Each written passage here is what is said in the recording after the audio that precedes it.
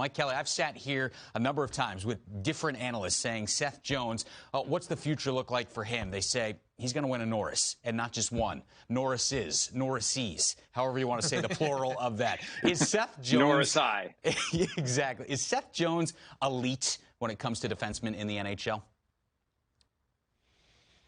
It depends how you define elite. If we're talking top 10, I would say no. I think there's too many good defensemen who are good in all facets of the game that are elite. Is he a really good defenseman who is elite at certain things? Absolutely he is. And that's what I think we need to focus on a little bit more. Working in analytics, I get people sometimes that will ask me, oh, Seth Jones' analytics are bad. Well, some are. Some are really good. Here's what's really good. We know the guy can skate like the wind. He gets the puck out of his zone, into the offensive zone, creates opportunities off the rush at a really high rate.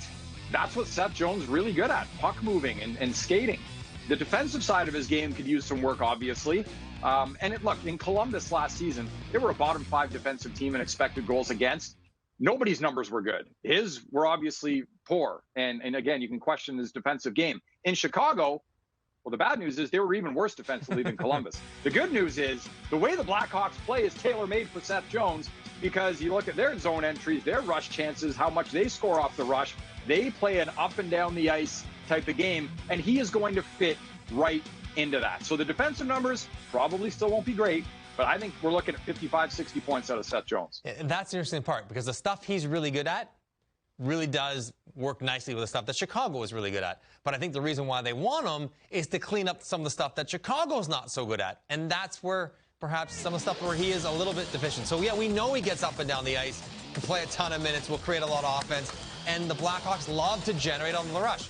That's a brilliant fit for Seth Jones. But when I think about his defensive game, and I think this is what stops him from being a top 5, 7, 10 defenseman in the league, is that I look at the way he kind of pivots. He's so big and rangy. Like when he pivots in the defensive zone, there are some gaps there. When he chases and closes in the defensive zone, there are some gaps there. Some of the reads he might make are not always perfect. And while generally speaking, Columbus was not good last year, John Tortorella is a pretty good defensive coach, as is Brad Shaw, one of the better defensive coaches in the league. Now he's out in Vancouver, and he's done a great job across his career with defensemen.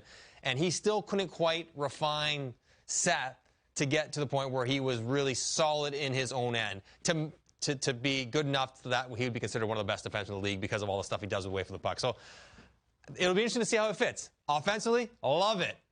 Defensively, I don't know if he's going to be able to do enough to all of a sudden clean up some of the areas where Chicago is already not great at.